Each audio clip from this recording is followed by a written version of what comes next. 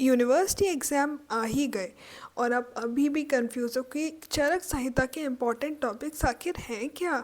सो hello everyone, myself Tejasvi Mishra. आज हम बात करने वाले हैं संहिता अध्ययन पार्ट 1 के बारे में। तो चलो आज हम जानेंगे संहिता अध्ययन 1 के सबसे इम्पोर्टेंट टॉपिक्स को बिल्कुल बेसिक, एग्ज़ाम ओरिएंटेड और इजी लैंग्वेज में। सो बिना किसी देरी की वीडियो को स्टार्ट करते हैं। So in this video we are gonna discuss all the important topics जो कि हर साल पूछे जाते हैं। अगर आपने इनको आंखें बंद करके भी पढ़ लिया ना तो लिटरली आपका 70% पेपर कहीं नहीं जाने वाला है। तो वीडियो को एंड तक ज़रूर देखना ताकि आपका एक भी क्वेश्चन मिस ना हो। सबसे पहले स्टार्ट करते हैं चिकित्सा के चतुष्पाद से। तो आपको वो ऐसा पूछ सकता है कि चिकित्सा के चतुष्पाद बताओ प्लस उसकी इम्पोर्टेंस बताओ। तो ऑब्वियसली ये बहुत इंपॉर्टेंट क्वेश्चन है और हर साल पूछा जाता है, तो इसको बिल्कुल भी मिस मत करना। अगर आपको बोलते हैं चिकित्सा के चतुष्पाद बताओ तो आपको बता देना है कि भिषक, द्रव्य, उपस्थता, रोगी, ये सारे डिफाइन करने हैं। आपको अष्टांग के अकॉर्डिंग भी पढ़ने हैं और चरक के भी, क्योंकि वो आपको दोनों के अकॉर्डिंग पूछ सकते हैं। अपनी तरफ से कुछ भी मिस मत करना, क्योंकि यूनिवर्सिटी वाले हमारे कभी भी कुछ भी पूछ सकते हैं, तो एक एक चीज़ अच्छे से करके जाना। फिर आता है हमारा त्रयोपस्तंभ। त्रयोपस्तंभ में वो आपको पूछ सकते हैं कि इसको डिफाइन करो, तो आपको इसमें आहार, निद्रा और ब्रह्मचर्य का वर्णन करना है। ठीक है, वो भी डिटेल में। अब स्तंभ के बाद वो आपसे पूछ सकते हैं कि धूमपान बताओ, और धूमपान के लाभ भी बहुत इंपॉर्टेंट है क्योंकि ये वाइवा में भी पूछा जाता है और एग्जाम्स में भी हमसे पूछा जाता है। तो आपको धूमपान बिल्कुल भी मिस नहीं करना है। अवशामक होता है, सिर, नाक, गले के रोगों में उपयोगी होता है। मतलब अपने आयुर्वेद लैंग्वेज में पूरा अच्छे से डिफाइन करना है और इसकी क्या इंपॉर्टेंस है ये भी आपको अच्छे से बतानी है। फिर धूमपान के बाद बात करते हैं साध्य साध्य की। तो साध्य साध्य आपको 10 मार्क्स में देखने को मिल जाता है क्योंकि काफ़ी बड़ा टॉपिक है और काफ़ी इम्पॉर्टेंट भी है। तो अगर आपसे ये पूछा जाए तो आपको इसको डिटेल में बताना है कि साध्य क्या होता है, असाध्य क्या होता है। साध्य में मतलब जो रोगी ठीक हो सकते हैं वो साध्य व्याधियाँ होती हैं, और असाध्य जो ठीक नहीं होते, और एक होता है कृच्छ साध्य जो कठिन से ठीक होने वाले होते हैं। ठीक है, तो आपको इन तीनों का वर्णन करने को आ जाता है, सो इसको बिल्कुल भी मिस मत करना। उसके बाद बात करते हैं दिनचर्या की। तो दिनचर्या अष्टांग में इतना अच्छे से दे रखा है, आपको ज़रूर पढ़ना है। ठीक है, बिल्कुल भी मिस नहीं करना है क्योंकि दिनचर्या आपको 10 मार्क्स में दे देते हैं वो, और ये काफ़ी इम्पॉर्टेंट भी है। आपको उसके हर एक पॉइंट अच्छे से याद होने चाहिए और कुछ भी टफ नहीं है इसमें, इजी है। लाइफ से, अपने लाइफ से कोरिलेट करके पढ़ोगे तो अच्छे से याद हो जाएगा। फिर आता है धारणीय और धारणीय वेग। ये हमारे अष्टांग और चरक दोनों के अकॉर्डिंग ही बहुत इंपॉर्टेंट है। इसमें ज़रूर क्वेश्चन बनता है, बिल्कुल भी मिस मत करना इसको, तो बिल्कुल भी मिस मत करना। इसको आप ऐसा वेरी वेरी वेरी इंपॉर्टेंट समझो। ठीक है, 10 मार्क्स में ज़रूर देखने को मिल सकता है, हो सकता है वो आपसे 5 मार्क्स में भी पूछ लें। धारणीय वेग में आपको लिखने हैं सारे क्रोध, लोभ, ईर्ष्या, और अधारणीय में लिखने होंगे मूत्र, मल, छींक, प्यास, ये सारे। ठीक है, इसको अच्छे से डिफाइन करना है, वो भी आयुर्वेद के अकॉर्डिंग।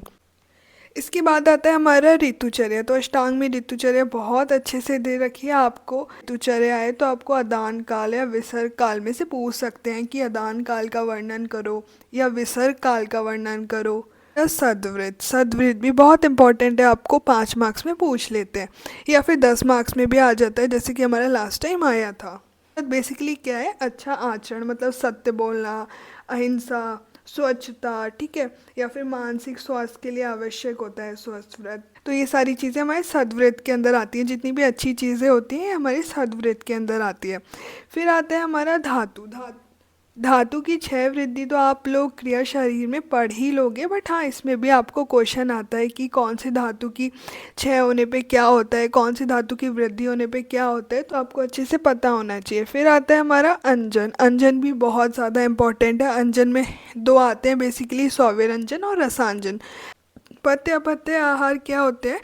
पथ्य मतलब जो लाभदायक आहार होता है, हमारी हेल्थ के लिए गुड होता है, और जो अपथ्य होता है वो हानिकारक होता है, हार्मफुल होता है। अब आता है हमारा एक और इम्पॉर्टेंट टॉपिक जो कि है हमारा हंसोदक। तो हंसोदक यार अष्टांग हृदय में दे रखा है और आप सभी को पता होगा। वो आपसे 5 मार्क्स में पूछ सकते हैं कि हंसोदक का वर्णन करें। निद्रा बहुत इंपॉर्टेंट है, चरक संहिता में दे रखी है। निद्रा में आपको पता होना चाहिए निद्रा के भेद, निद्रा के क्षय और वृद्धि होने से क्या होता है, ठीक है। फिर आता है हमारा वमन और विरेचन द्रव्य। आपको 10-10 के नाम याद करने हैं, ठीक है। 10 वमन और 10 विरेचन। वो आपसे डायरेक्ट क्वेश्चन पूछ सकते हैं कि 10 वमन द्रव्य का वर्णन करो या फिर 10 विरेचन द्रव्यों का वर्णन करो, तो आपको मालूम होना चाहिए। फिर आता है भाई हमारा त्रिसूत्र। इसके बिना तो आयुर्वेद अधूरी है, ये तो आपको ज़रूर आना चाहिए, ठीक है। 10 मार्क्स में देखने को मिल जाता है। फिर आता है हमारा षड पदार्थ। षड पदार्थ तो आप जानते हो, द्रव्य, गुण, कर्म, सामान्य, विशेष, समवाय। तो ये भी बहुत इंपॉर्टेंट है, इसको मिस बिल्कुल मत करना। 5 और 10 दोनों में आ जाता है ये आपके। फिर आता है हमारा यवागु। यवागु 28 प्रकार के होते हैं, पर आपको 28 याद नहीं करने हैं, आपको 7 से 8 याद करने हैं, ठीक है। ज़रूरी नहीं है आप सारे याद करो तभी काम चले, आप 7-8 अच्छे से याद कर लोगे तो भी आपका काम चल जाएगा। फिर आता है हमारा मानसिक दोष और शारीरिक दोष। ये हमने क्रिया शरीर में भी पढ़ा है, तो आपको अच्छे से आता होगा। चरक संहिता में भी एक बार अच्छे से रिवाइज कर लेना ताकि आपका क्वेश्चन मिस ना हो। तो जैसा कि आप सब जानते हो, दोष बहुत इंपॉर्टेंट है, चाहे वो क्रिया शरीर हो या फिर आपकी चरक संहिता हो, तो उसमें भी आपको शारीरिक और मानसिक दोष पढ़ने हैं, ठीक है। फिर आते हैं हमारा महाकषाय। महाकषाय टोटल 50 होते हैं, लेकिन आपको 10 जीवनीय और 10 दीपनीय महाकषाय के नाम याद होने चाहिए, प्लस उनके बारे में थोड़ा थोड़ा पता होना चाहिए कि इनका क्या रोल होता है, ठीक है। फिर आते हैं हमारा व्यायाम। व्यायाम तो अष्टांग में बहुत ज़्यादा इम्पॉर्टेंट है, तो इसको बिल्कुल मत छोड़ना। 10 मार्क्स का या 5 मार्क्स के क्वेश्चन इस पे आ सकते हैं। व्यायाम के क्या बेनिफिट्स होते हैं, कितने दिन तक करना चाहिए, कौन सी ऋतु में करना चाहिए, कितने टाइम तक करना चाहिए, और कौन सी एज से लेके कौन सी एज तक वालों को करना चाहिए, ये सारी चीज़ें आपको पता होनी चाहिए। फिर दशविध पापकम में हम ये पढ़ते हैं कि रोगी परीक्षण के 10 प्रकार होते हैं, तो वो आपको 10 प्रकार पता होने चाहिए कि क्या होते हैं।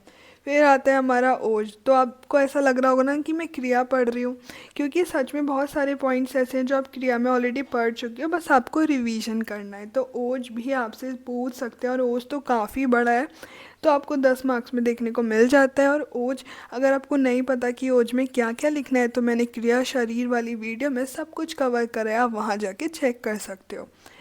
फिर आती है हमारी पंचकशायोनी। तो यार ये चलो इतना इम्पोर्टेंट नहीं है, बट ये जो सारे टॉपिक्स थे ये बहुत इम्पॉर्टेंट है, हर बार हर साल पूछे जाते हैं। अगर आपने चरक में अच्छे से कर लिया ना, तो सोचो आपको इतनी टेंशन लेने की ज़रूरत नहीं पड़ेगी, आपका पेपर इजीली सॉल्व हो जाएगा। हो सकता है आप 70 से ज़्यादा स्कोर कर लो अगर आपके MCQs अच्छे हुए, बट ये सारे टॉपिक्स बहुत इंपॉर्टेंट है और हर साल आते हैं, तो इन सभी टॉपिक्स को करना मत भूलना। और all the best for your university exam. Thank you.